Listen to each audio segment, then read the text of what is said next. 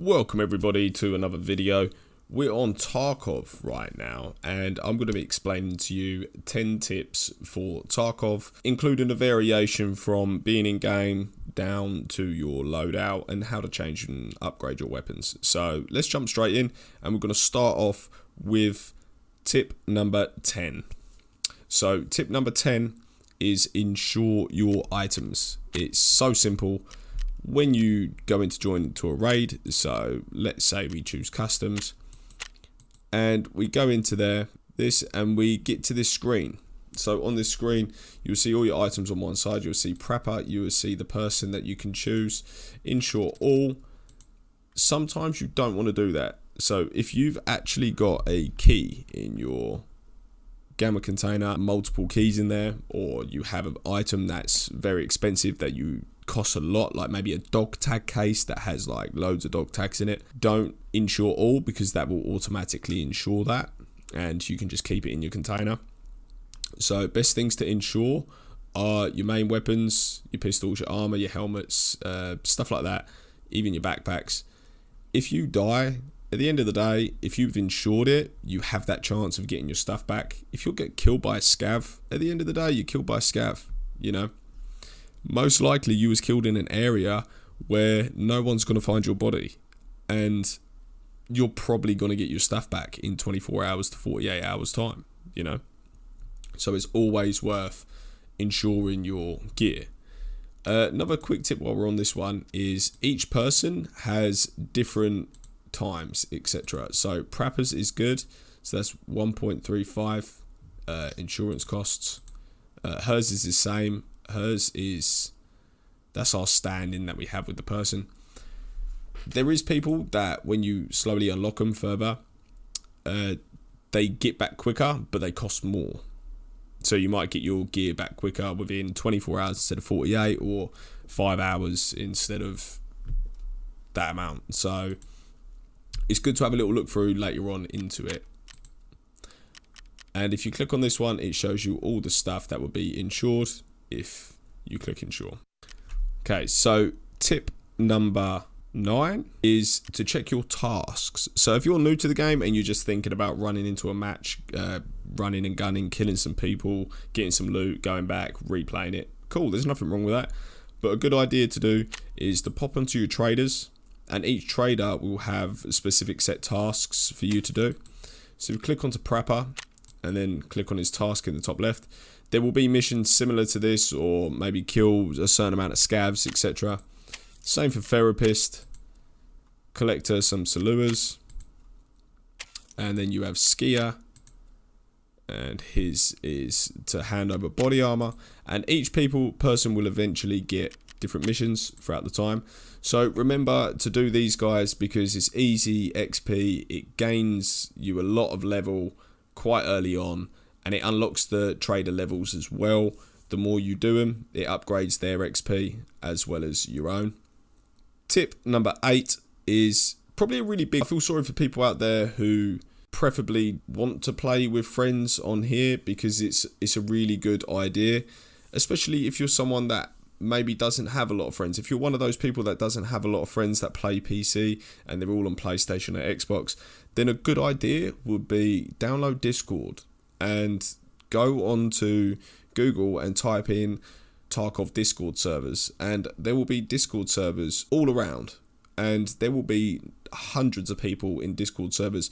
Try not to pick one that's got a lot in there, like I mean loads, because it gets a bit overwhelming, I think. Try and find a Discord group that's got around 20, 30, maybe 40 people in there. Give the person a message. If not, just join the server and just introduce yourself. You'd be really surprised by how many times I played this game early, like back in the day when it first came out. And I was on Discord servers with complete and utter randomers. And I just thought, well, do you know what? I'm just going to message them and see if they want to play a game. And at the end of the day, they did. And we used to love all playing together. You know, people will just jump into a little chat and be like, yo, do you want to play a game? And you'd be like, yeah, why not? And you end up having raids with like 4 or 5 people. It's like the best way to play the game because you have someone covering your back. And if you die, they can grab your gear and get your gear out. You know, that is the one benefit to it, and it just makes the game so much more funner anyway to play. What I'll do is I'll leave a link down in the description for some Discord servers that are quite good, and I'm in there as well. So if you guys pop in there and see me online, drop me a message. More than happy to play a game with you guys. All right. Tip number 7. So this is for modding your weapons. So what we do is, if we pick this ADAR and we just pop this right here, say for instance you're looking for a specific scope for your gun, and you're like, oh, I don't want my gun to have this stupid iron sight, I hate it, I don't know how to get it though, and you're like searching through the store, typing in names of things, trying to look it up, and you're like, you just can't find it.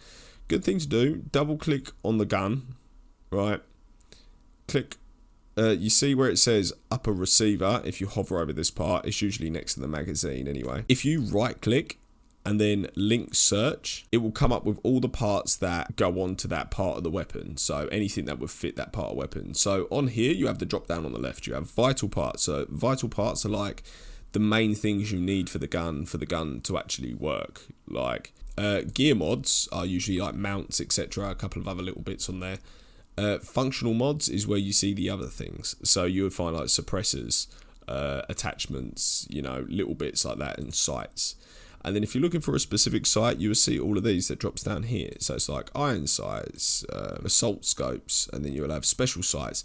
And all you have to do, you just have to click on one, and it'll come up here on the right hand side, find one. Oh, I like that one, click it, buy it. You know, and that works for everything. So that works for barrels. And if you're like, oh, I want to buy this part, and say you bought this and it didn't fit on your weapon, and you're like, usually it says slot not empty on the screen, but if it's not that and it's just not attaching, then a lot of the times you buy that part and then click right and then link search again, and it will tell you the type of barrel that you need to use for that weapon, you know, the specific type of vital part that you need.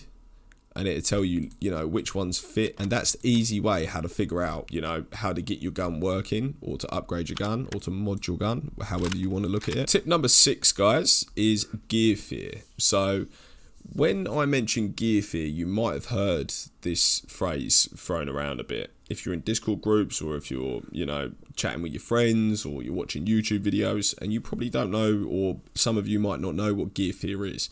So gear fear is when over time you've accumulated a lot of items in your stash, like special weapons like ADARs that are fully modded, or M4s, or, you know, backpacks or helmets, you know, and you've hoarded it all up, and you're like, oh my god, like I've got all this gear. Like, even for instance me, I do it sometimes, you know, I've collected all of these guns over time. You know, don't get gear fear, because at the end of the day, the gear that you collect out of raid, if you've got nothing there, so say if you've just got a knife and you're running raids with a knife and you manage to kill someone with a gun, and you're like, oh my god, I've got a gun, and you're like, I don't want to lose this gun. Fair enough, you know, put it in your stash for a little while, save it for a little bit, wait until you get a few more guns, and then you can start running gun raids. But people who have like 12, 13, 14 guns, like myself, I've got a lot, tend to keep them in your stash, and you're like, oh, I'm not going to use it, I'll need it one day.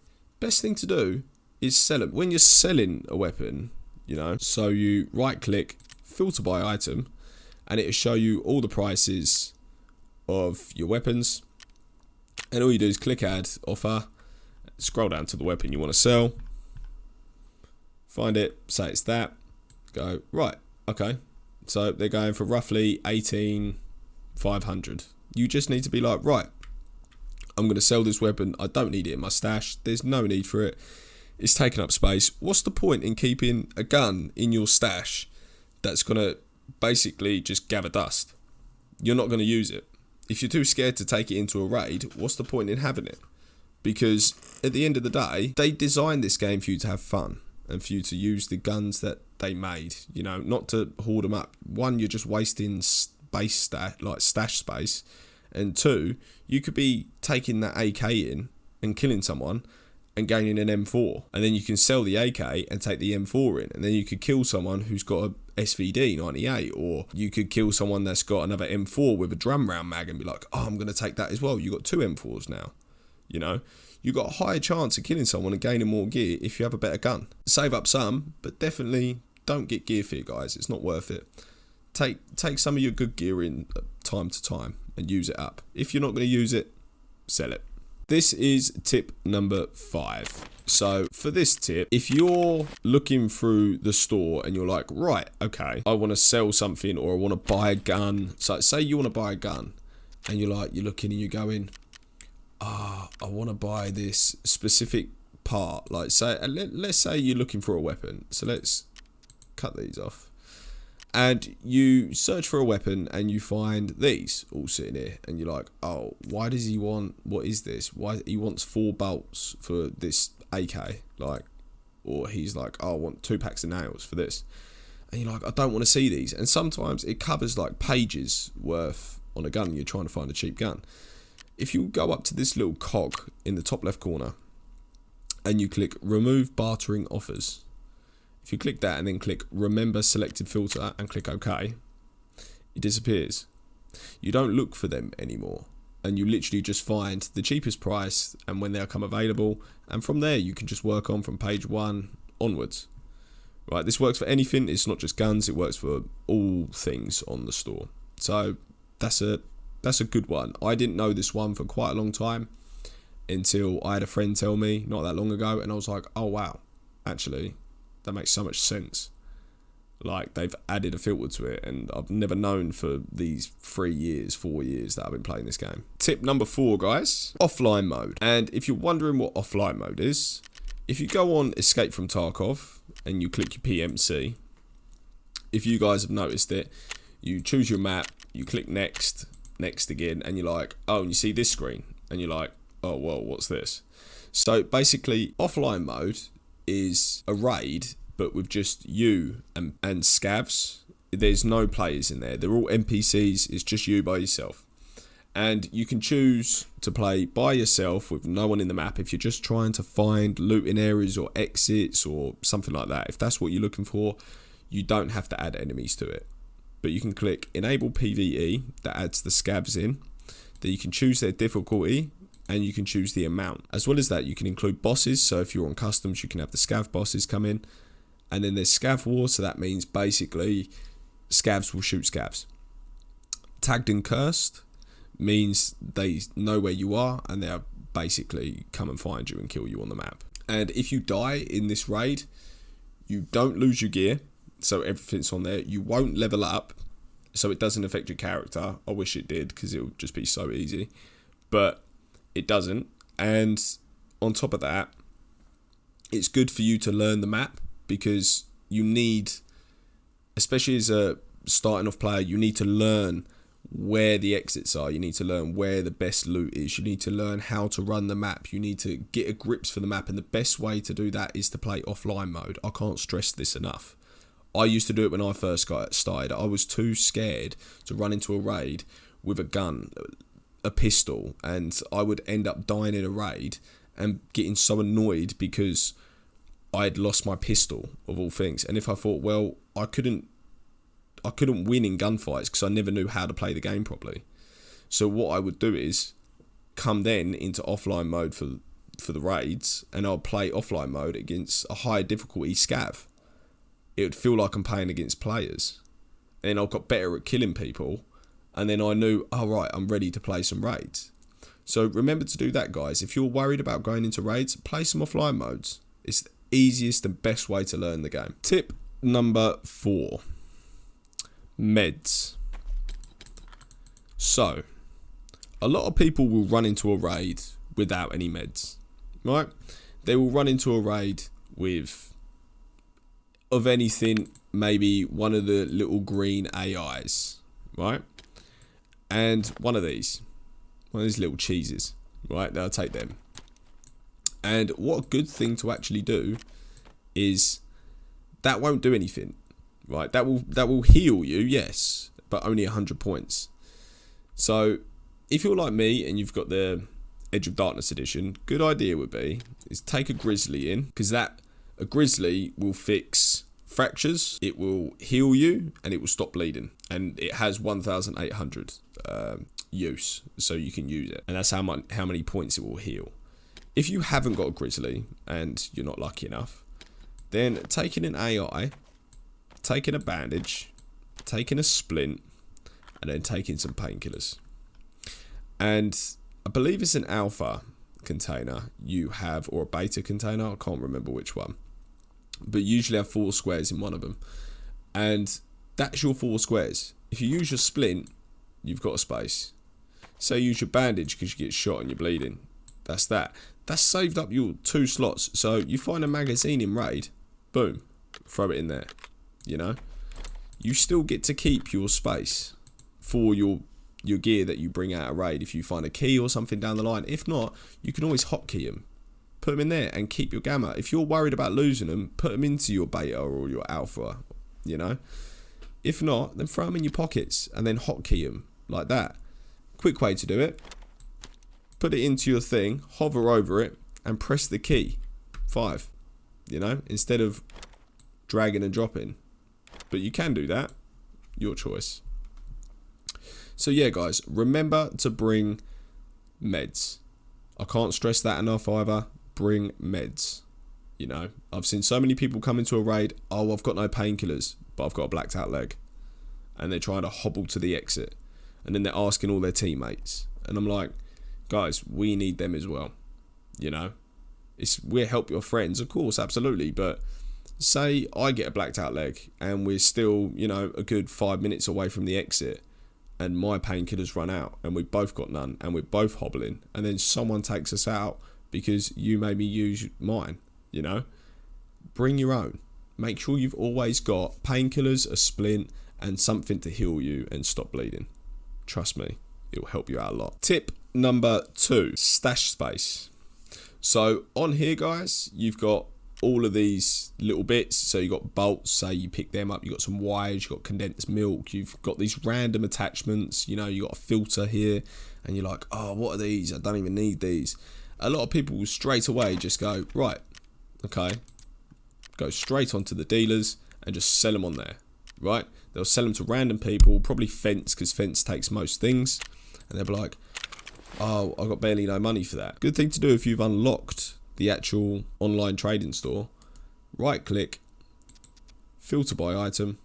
That's 7 grand. You know, that's 7 grand as it is. Then, you know, a little filter by item. 21 grand, you know, just for these things. And I've just picked that up out of a raid thinking, oh, it's just a filter, I'll just sell it, it's just worthless, you know. You'd be surprised by how much they go for, you know. Other things, you're selling a weapon. Say I don't want this OPSKS. You put the weapon up on store. Don't sell the weapon like that with all the attachments on it. Take that off. Take that off. Take that off. Take, you know, all the parts off you can. Sell that part separate if you want to. Or, you know, you don't have to. You can keep that and attach it, you know. Make it usable for someone. And sell it without the mags and sell it without the scope on it, etc. And like, look at this. This was a attachment off an AK that I had. One of these AKs, right? And I sold it. If you filter by item, that's 4 grand as it is. You know, stop selling your guns with the magazine in it and the magazine full. Take the magazine out. Take the ammo out of that. If you're genuinely trying to get the most money and you're really hard up for cash, sell the guns separately. Sell the attachments separately. And then sell the magazine separately to the ammo. That's the easiest and best way to do it. I know it takes time to do it, but the time will be worth it, right? You'll have all these little attachments sitting there, but eventually you'll have them sold and you will have so much more money. You know, trust me, it is such a good idea to do. A lot of people just sell their guns straight up. But this is the best way to do it. Just sell the attachments, sell the magazine, and sell the ammo separately. So this isn't really a tip. It's just more advice. Just have fun, guys. Enjoy the game. Don't stress about dying and losing your gear and then having nothing in your stash and being like, oh, I've got nothing. You can't play it for like 3 months before or a year before they goddamn wipe it again. Like, you know, just play the game and enjoy it. And if you have to run around with a knife and get some kills and, you know, or scavenge for some gear from a dead scav, do it. Like, at the end of the day, the game was made for you to enjoy yourself and to have fun on. It wasn't made for you to stress about. It wasn't made for you to get angry and turn it off. You know, everyone dies. It's part of the learning experience of playing this game. It's not Call of Duty. It's a more tactical game. You have to take your time. You can't rush into a match and expect to kill 30 people and get a nuke. Like, that's not what happens. This game is very tactical. You have to think about your gear. You have to think about your magazines. You have to think about how much ammo. So take your time with the game. Learn the game. Learn how to play it properly in offline modes and raids, and play with some friends. Learn how to mod your weapons to how you like them, and for them to fit properly, and for you to know what ammo kills someone better. You will be having fun. You will be taking home better gear and better guns. The moment you start having fun playing a game, the moment you get better. So what I want to say is, guys, thank you very much for watching. If you enjoyed this video and it helped you out, then leave a like, leave a comment, let me know what helped you out. And if you have any tips for anyone else, leave them down in the comment section below. I'm pretty sure people will appreciate it. So, as always, guys, thank you for watching, and I'll see you in the next one. Peace.